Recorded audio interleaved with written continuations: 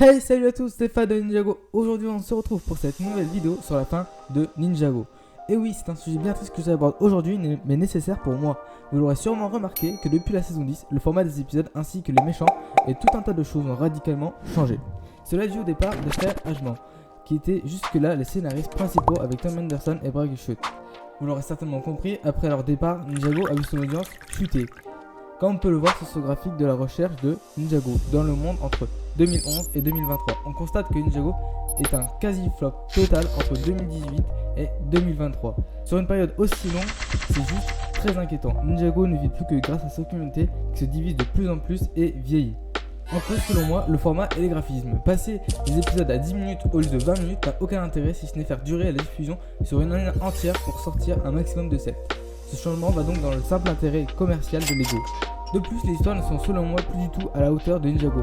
La transmission des émotions ne se fait plus si ce n'est parfois avec l'humour et forcément l'action, sinon on ne ressent plus le sentiment de l'amour entre Genya ou d'autres personnages. Le sentiment des combats super puissants et intenses, malgré l'incertitude du combat, en tout cas pour moi je ne ressens plus ça. La seule chose qui est vraiment encore incroyable, c'est la musique qui est encore utilisée et réutilisée depuis des années, depuis maintenant 13 ans. Aujourd'hui, on sent vraiment que les combats sont dirigés pour divertir les enfants et plus pour divertir tous les âges. Et les graphismes plus enfantins renforcent cet aspect. Sans parler des méchants qui ne sont littéralement plus intéressants. Entre Asphira qui ne pense qu'à se venger, Vex qui est censé être le vrai méchant du chapitre de glace et qu'on ne voit à peine 10 secondes par épisode, et certains épisodes ne servent strictement à rien à part à faire durer la saison. Maintenant, cette comparaison entre deux extraits, le combat de la saison 1 vs le combat de la saison 16.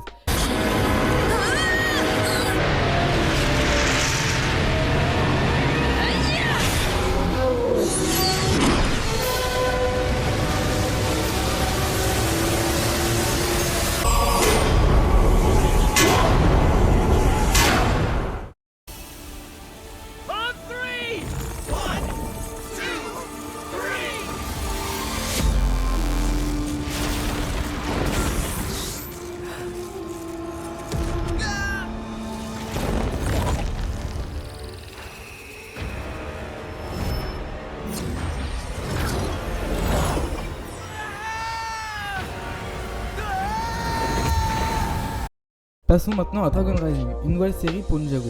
Pour le moment, nous ne sommes qu'à la saison 1 et pour moi, je ne trouve plus du tout le Ninjago que j'aime. D'abord avec l'arrivée de nouveaux personnages principaux qui n'ont pour le coup aucun intérêt si ce n'est remplacer les ninjas, ce qui serait pour moi la fin de Ninjago. Pour conclure, oui, Ninjago n'est pas fini et n'aura certainement jamais de fin, du moins pas tant que la communauté Ninjago existera. Le Ninjago original qui a valu son succès est fini depuis à la fois longtemps mais aussi depuis récemment avec l'arrivée de Dragon Rising. Enfin bref, je vous dis à la fin de cette vidéo. Dis-moi ce que tu en penses en commentaire. Et moi je te dis c'était où studio. Ciao.